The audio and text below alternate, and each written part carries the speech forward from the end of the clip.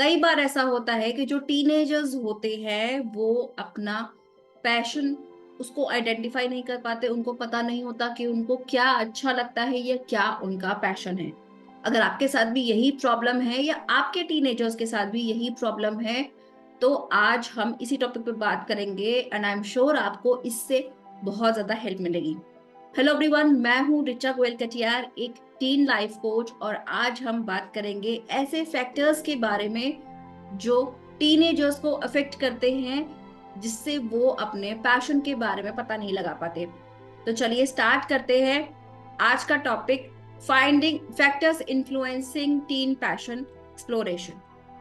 तो हम इसमें रीजंस पढ़ेंगे, और रीजंस कितने पढ़ेंगे? 11 रीजन। ठीक है, तो चलिए वन बाय वन स्टार्ट करते हैं। सबसे पहला रीजन जो है वो है मिसकंसेप्शन अबाउट पैशन। अब हम रीजन के साथ में उसके बाद में उसका सॉल्यूशन भी देती जाऊंगी। मिसकंसेप्शन क्या है पैशन के बारे में? कि अगर मुझे पैशन के बारे में पता चल गया तो बस मेरी लाइफ बिल्कुल सेट है, या मुझे इतना एक्सटर्नल इतना हैप्पीनेस मिल जाएगी, ये हो जाएगा वो हो जाएगा, या फिर उसको फाइंड आउट करना बहुत मुश्किल है। बहुत सारी चीजें हैं, बट एक्चुअल में प्रॉब्लम क्या होती है कि जो आपका पैशन है आपको उसको आइडेंटिफाई करने के लिए ये एक जर्नी है। ये तो नहीं कि एक दिन में आप पैशन आइडेंटिफाई कर लेंगे, या आपको लगेगा कि नहीं ये सारी चीजें एक दिन में हो गई हैं, ऐसा हो गया वैसा हो गया। तो बहुत बार ऐसा होता है कि आपके लिए वो चीजें, उस पैशन को फाइंड आउट करना थोड़ा सा मुश्किल होता है, बिकॉज आपको उसके बारे में पता नहीं है कि एक दिन में हो पाएगा, या एक हफ्ते में हो पाएगा, एक महीने में हो पाएगा। तो ये सारा मिसकंसेप्शन है। इसके लिए सॉल्यूशन क्या है कि आपको थोड़ा से अपने ऊपर पेशेंस रखना पड़ेगा, ट्राई करनी पड़ेगी नई नई चीजें, जिससे कि जब आप किसी चीज को कर रहे हैं तो उसके लिए उसको थोड़ा सा टाइम दीजिए। ठीक है, और ये चीज दिमाग से निकाल दीजिए कि आपको एक्सटर्नल हैप्पीनेस मिलेगी, नहीं। अगर आपका कोई भी पैशन है और आप उसको फॉलो करते हैं तो एक्सटर्नल हैप्पीनेस बाद में मिलेगी, आपको सबसे पहले सेटिस्फैक्शन मिलेगा, इंटरनल हैप्पीनेस मिलेगी कि आप कुछ कर रहे हैं जिससे आपको खुशी मिल रही है। दूसरों को मिल रही है नहीं मिल रही वो एक अनदर टॉपिक है, बट आपके पैशन से आपको अगर खुशी मिल रही है तो वो आपके लिए इम्पोर्टेंट है। उसके बाद जो दूसरा पॉइंट आता है वो आता है career is not equal to passion. मतलब आपके जो करियर है वो आपका पैशन, आपका करियर नहीं बन सकता है। ये एक बच्चों को लगता है, टीनेजर्स को लगता है कि ये एक प्रॉब्लम है, इसलिए वो अपने पैशन के बारे में ज्यादा बात नहीं करते या उसको आइडेंटिफाई नहीं करते, बट ऐसा नहीं है। प्रॉब्लम ये है कि हम पैशन को बहुत ज्यादा सीरियसली नहीं लेते। अगर आपका कोई भी पैशन है और अगर आप उसकी डेप्थ तक जा रहे हैं, उस पैशन की, आपको उस पैशन में बिल्कुल एक्सीलेंस हासिल कर है, तो आप उसको एज अ करियर बना सकते हैं, क्योंकि बहुत सारे करियर ऑप्शंस होते हैं। हो सकता है आपके पैशन से डायरेक्टली रिलेटेड कोई करियर ऑप्शन आपको ना समझ में आए, बट उससे कोई ऐसा काम हो सकता है जिसमें आपके पैशन, उस स्किल का यूज हो। तो जब भी आप अपने पैशन और अपने करियर के बारे में बैलेंस बनाना के लिए सोच रहे हैं, तो पहले आइडेंटिफाई करिए आपका पैशन क्या है। उस पैशन से आप कैसे दूसरों को हेल्प कर सकते हैं। बेसिकली करियर क्या है? करियर ये है कि आप जो भी स्किल्स है, जो भी आप काम कर रहे हो, उससे सोसाइटी को क्या हेल्प हो रही है, उससे किसी और को क्या हेल्प हो रही है। अगर वो आपका पैशन किसी भी सेंस में, किसी तरह से भी सोसाइटी को हेल्प कर सकता है या किसी और को हेल्प प्रोवाइड करा सकता है, और अगर आप उससे अर्न कर सकते हैं कुछ, तो वो एक करियर है। तो ये चीज बहुत जरूरी है आइडेंटिफाई करना कि आपका पैशन क्या है, और आपका पैशन जो है वो करियर भी हो सकता है।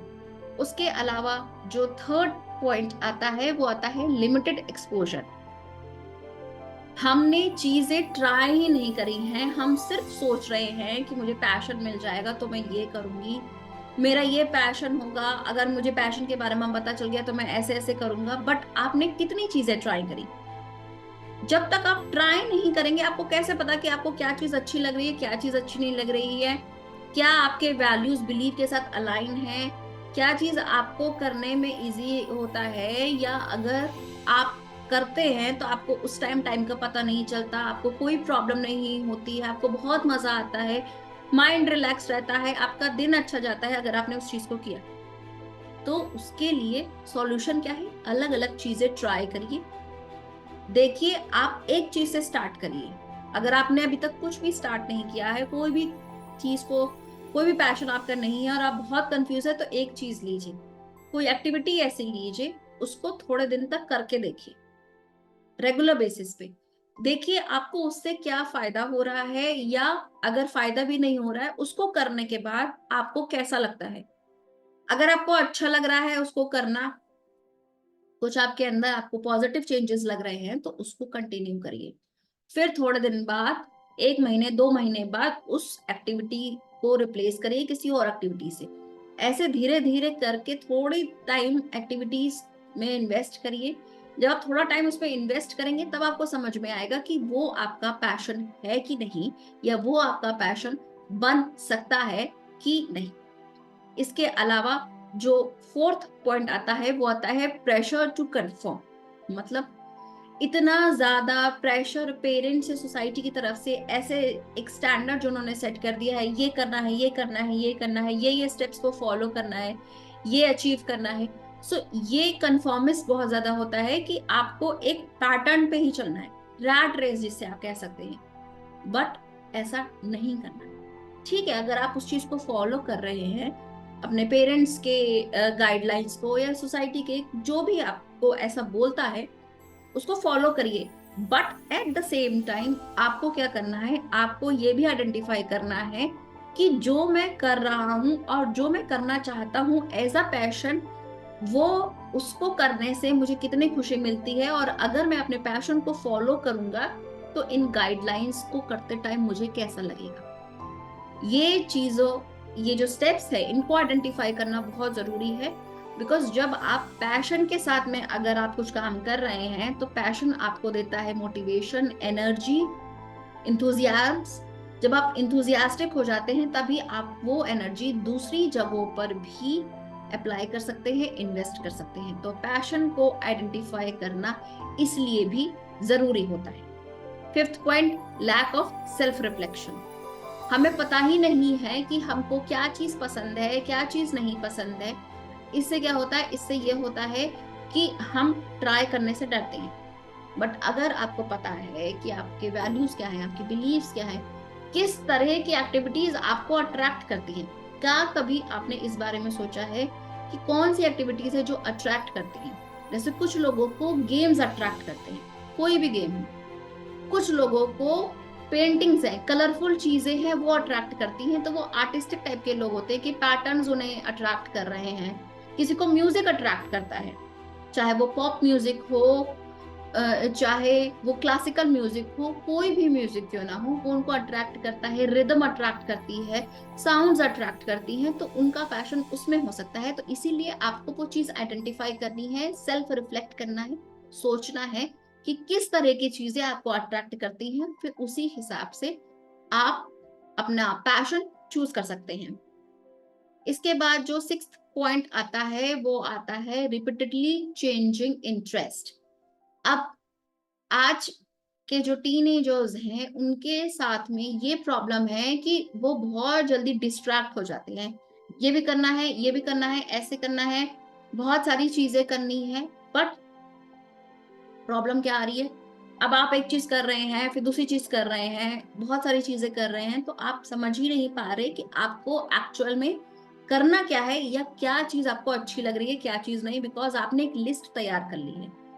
अभी जैसे मैंने आपको पहले कहा था कि थोड़ा थोड़ा टाइम दीजिए, 1 महीना 2 महीना, इस तरह से थोड़ा सा टाइम दीजिए। ज्यादा टाइम देंगे, अगर मान लीजिए 3 मंथ्स दिया आपने, उसके बाद आपको ऑल क्लैरिटी मिल जाएगी।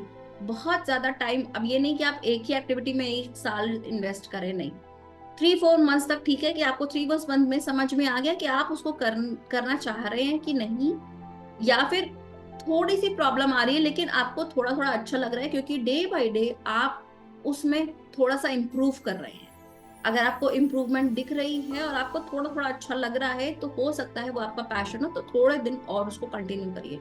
लेकिन एकदम से स्विच मत करिए कि एक हफ्ते ये किया, एक हफ्ते वो किया, एक हफ्ते कोई और चीज करी, म्यूजिक किया, फिर डांस किया, फिर स्पोर्ट्स में चले गए, फिर कोई और एक्टिविटी करी। नहीं, थोड़ा टाइम दीजिए। उसके बाद जो नेक्स्ट पॉइंट आता है वो आता है seventh point, lack of guidance.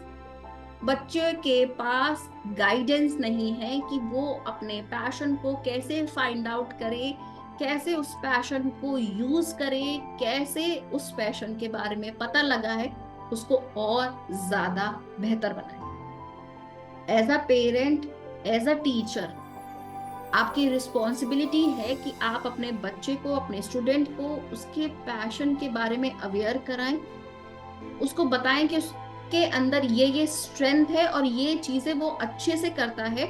जब आप उसको इस तरह से बताएंगे ना कि तुम्हारे अंदर, तुम्हारी राइटिंग स्किल्स बहुत अच्छी है, तुम्हारी रीडिंग स्किल्स बहुत अच्छी है, तुम्हारी स्पीकिंग स्किल्स बहुत अच्छी है, तो बच्चा उसी हिसाब से फिर अपना पैशन चूज करता है। उसको लगता है कि मेरे अंदर अगर ये स्किल्स अच्छी हैं तो अगर मैं इसी को और मॉडिफाई करूं या इसी में और एक्सेलेंस हासिल करूं तो मैं और कुछ भी कर सकता हूं, और फिर वो उसी को पैशन बनाने लगता है। बट उसके लिए उसको अवेयर होना पड़ेगा कि उसके अंदर कौन सी स्ट्रेंथ है। तो आपको ये बताना बहुत जरूरी है कि बच्चे के अंदर कौन सी स्ट्रेंथ है, उसको गाइडेंस की जरूरत है और उसको आप गाइड करिए, चाहे आप एज अ पेरेंट हो, चाहे आप एज अ टीचर हो उसके। एट पॉइंट जो आता है वो आता है past experience and self hatred. मतलब कि बच्चे ने, मान लीजिए कुछ पैशन था उसका और उस पैशन को उसने कुछ टाइम तक फॉलो किया। अब क्या हुआ, पेरेंट्स ने उसको क्रिटिसाइज किया या कुछ ऐसा इंसिडेंट हो गया उसके साथ में जिससे उसको लगा कि नहीं, अगर मैंने इस पैशन को फॉलो किया, अगर उसको कंटिन्यू रखा तो मेरे लिए खराब है, या ये पैशन, ये चीज मेरे लिए खराब है। मान लीजिए अगर बच्चे का स्पोर्ट्स में इंटरेस्ट है, अब स्पोर्ट्स में अगर उसको इंटरेस्ट है और उसने पूरा फोकस स्पोर्ट्स पे दिया और मान लीजिए पढ़ाई पे नहीं दिया, अब पेरेंट्स ने क्या कहा कि खेलने की वजह से तुम्हारा जो पूरा टाइम तुम्हारा दिमाग खेलने में लगता है, पढ़ाई नहीं करते हो, तुम्हारा खेलना बंद। ठीक है, एज अ पेरेंट हम बहुत बार ये कहते हैं, बट आपको क्या करना है, आपको ये चीज मैनेज करनी है कि खेलने के लिए तुम्हें टाइम मिलेगा, जो तुम्हें खेलना है खेलो, बट उसके साथ में तुम्हें अपनी स्टडीज पर भी फोकस रखना है। बिकॉज अगर तुम्हें उस खेल में आगे बढ़ना है तो थोड़ा सा तुमको पढ़ना पड़ेगा स्टडीज में भी, और थोड़ा सा तुमको खेल के बारे में, उस पर्टिकुलर स्पोर्ट्स के बारे में जो आप करना चाह रहे हैं या उस एक्टिविटी के बारे में भी तुमको और नॉलेज गेन करनी पड़ेगी। देखना पड़ेगा कि किस आइडल को तुम फॉलो कर रहे हो, उसने क्या क्या किया अपनी लाइफ में, उस तरह से तुम काम कर सकते हो। या फिर अगर आप उसको इतना क्रिटिसाइज कर रहे हैं तो बच्चे को लगेगा कि इस गेम की वजह से मुझे इतनी डांट पड़ी है, मुझे इतना क्रिटिसाइज किया गया है, अब मैं कभी भी ये गेम नहीं खेलूंगा। ये नहीं करना है। बैलेंस बनाइए, बच्चे को बताइए कि उस गेम में, उस एक्टिविटी में, उस पैशन से रिलेटेड उसका कौन आइडल है या किस पर्सन को वो फॉलो करता है, और उस पर्सन की जो जर्नी है वो उसको बताइए कि वो कहाँ पे था, कैसे उसने सारी चीजें करी, आप कहाँ पे स्टैंड कर रहे हैं, आपको और क्या क्या करना है। इस तरह से उसको समझाना है कि स्टडीज के थ्रू भी, स्टडीज की हेल्प से आप और ज्यादा ग्रो कर सकते हैं अपने पैशन को और उसको एज अ करियर बना सकते हैं। इसके अलावा जो नाइन्थ पॉइंट आता है वो आता है over emphasis on instant gratification. मतलब मैंने ट्राई किया, मुझे तुरंत इसका रिजल्ट मिल जाए। मैं किसी पैशन को फॉलो कर रही हूँ, अगर आज से मैंने कोई चीज स्टार्ट करी, आज से कोई गेम स्टार्ट किया, मुझे लगा ये मेरा पैशन है, एक महीने तक किया, मैंने, मुझे लग रहा है तुरंत अब मैं उसमें बिल्कुल मास्टर हो जाऊं, लेकिन ऐसा नहीं है। आपका पैशन, उसको ग्रो होने के लिए टाइम चाहिए। जैसे आपको टाइम चाहिए होता है ग्रो होने के लिए, आपको टाइम चाहिए होता है किसी चीज को याद करने के लिए, आपको टाइम चाहिए होता है अपने गोल को अचीव करने के लिए। ये नहीं कि आपने आज गोल बनाया और कल आपका गोल आप अचीव कर लेंगे कि ये है मेरा गोल और कल मैंने बिल्कुल अचीव कर लिया। उसके लिए भी आपको इंस्टेंट नहीं, आपने थोड़ी सी मेहनत करी, पढ़ाई करी, अगर टेस्ट के लिए भी, कल के टेस्ट के लिए भी गोल है पढ़ाई की, रिवीजन किया, नोट्स बनाए, शॉर्ट नोट्स बनाए, सब कुछ किया, तो उससे क्या हुआ, उसको आपने थोड़ी सी टाइम दिया, भले ही एक दिन का दिया बट टाइम दिया। तो इसीलिए आपके पैशन को ग्रो होने के लिए भी टाइम चाहिए। इंस्टेंट ग्रेटिफिकेशन नहीं करना है आपको, तुरंत उसका रिजल्ट हो सकता है नहीं मिले। 10th point, high expectation. इतनी ज्यादा हाई एक्सपेक्टेशन अपने से, या अगर आप पेरेंट टीचर हैं तो अपने बच्चे से, कि उसको लगता है कि इतनी ज्यादा एक्सपेक्टेशन है मेरे साथ में, मैं कैसे अपने पैशन को परस्यू करूं, कैसे अपने पैशन को कंटिन्यू करूं। मुझे स्पोर्ट्स में अच्छा होना है, अगर या पेरेंट्स को लग रहा है कि एक्स्ट्रा करिकुलर एक्टिविटीज में बच्चा अच्छा होना चाहिए, पढ़ाई में अच्छा होना चाहिए, अच्छा स्पीकर होना चाहिए, स्कूल में जितनी भी एक्टिविटीज होती हैं सब में फर्स्ट आना चाहिए, तो बच्चा इतना ज्यादा प्रेशराइज हो जाता है कि उसको लगता है कि मेरे पास टाइम ही नहीं है अपने पैशन को फॉलो करने के लिए। मेरा पैशन तो बाद में आएगा, पहले तो मैं एक्सपेक्टेशंस पूरी कर लूं। तो एक्सपेक्टेशन इतनी ज्यादा है, इसीलिए बच्चा अपना जो पैशन है उसको फाइंड आउट नहीं कर पाता या उसको परस्यू नहीं कर पाता। और जो लास्ट पॉइंट आता है वो आता है एक्सप्लोरेशन फेज। हो सकता है कि आप अभी एक्सप्लोर कर रहे हो, मतलब आपने अपना पैशन फाइंड आउट नहीं किया है, लेकिन हो सकता है आप उस जर्नी में हो कि आप चीजें ट्राई कर रहे हो। इस वजह से भी आपको अभी तक अपने पैशन के बारे में नहीं पता है। इसीलिए इसमें कोई प्रॉब्लम नहीं है, इसमें क्या है, अब आपको जिस जर्नी पे है आप उसको कंटिन्यू करिए, अलग अलग चीजें ट्राई करिए। जैसा एक्सपीरियंस हो रहा है अगर आप उसको नोट डाउन कर सकते हैं तो वेल एंड गुड है, क्योंकि आप उस जो पॉइंट्स है उसको रिवाइज कर सकते हैं, उसको समझ सकते हैं कि आपके इमोशंस क्या थे, आप कैसा फील कर रहे थे उस टाइम पे। तो जब आप इस तरह से लिखते हैं तब आपको चीजें और ज्यादा रिकॉल करने में इजी रहता है। तो आप हो सकता है कि आप इस जर्नी में हो और इसलिए आपको पैशन नहीं समझ में आ रहा है। तो ये था आज के 11 पॉइंट्स जिसकी वजह से बच्चे या तो पैशन, उनको नहीं पता उनका पैशन क्या है, या फिर वो अपने पैशन को परस्यू नहीं कर पाते। तो आज का जो टॉपिक है प्रॉब्लम्स, उसका सॉल्यूशन में मैंने आपको दिया है। आपको आज का वीडियो कैसा लगा मुझे नीचे कमेंट सेक्शन में जरूर बताइएगा, मैं आपके कमेंट्स का वेट करूंगी।